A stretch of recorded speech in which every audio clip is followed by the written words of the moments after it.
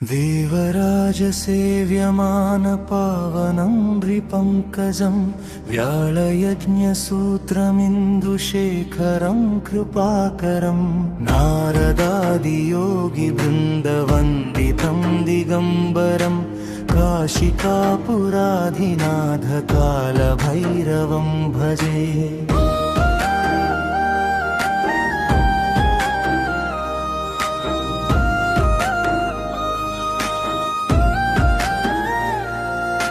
भानुकोटिभास्वरं भवद्धितारकं परं नीलकण्ठमीप्सितार्थदायकं त्रिलोचनं कालकालमम्बुजाक्षमक्षशूलमक्षरं काशिकापुराधिनाथकालभैरवं भजे।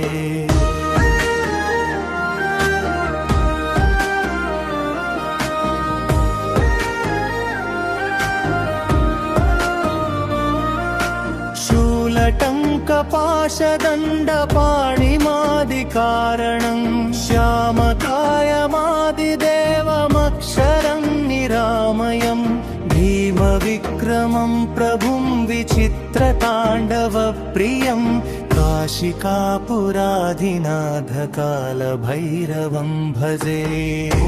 मुक्तिदायकं प्रशस्तचारुविग्रहं भक्तवत्सलं स्थिरं समस्तलोकविग्रहं मकरन्मलोग्य हेमकिङ्किणीलसत्कटिं काशिकापुराधिनाथकालभैरवं भजे।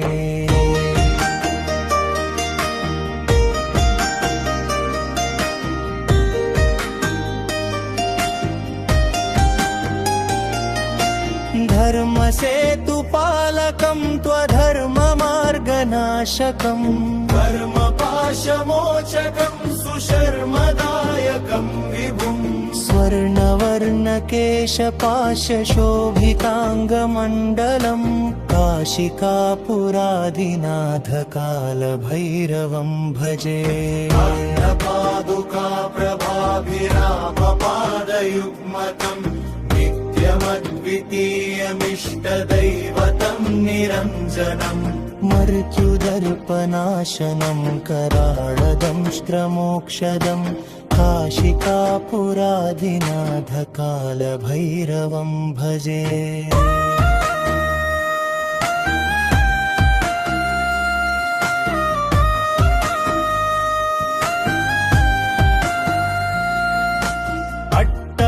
सभिन्न पद्मजाण्डकोशसन्ततिं दृष्टिपातनष्टपापजालमुग्रशासनम् अष्टसिद्धिदायकं कपालमालिकाधरं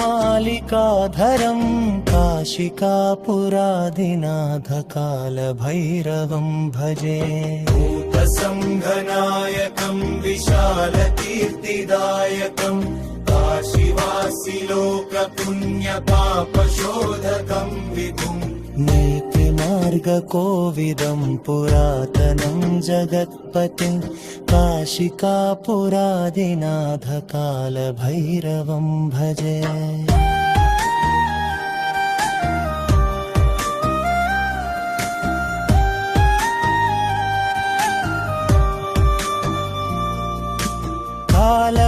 कालभैरवाष्टकं पठन्ति ये मनोहरं गानमुक्तिसाधकं विचित्रपुण्यवर्धनं शोकमोहलोभदैन्यकोपतापनाशनं ये प्रयान्ति कालभैरवं भृसन्निधिं ध्रुवम्।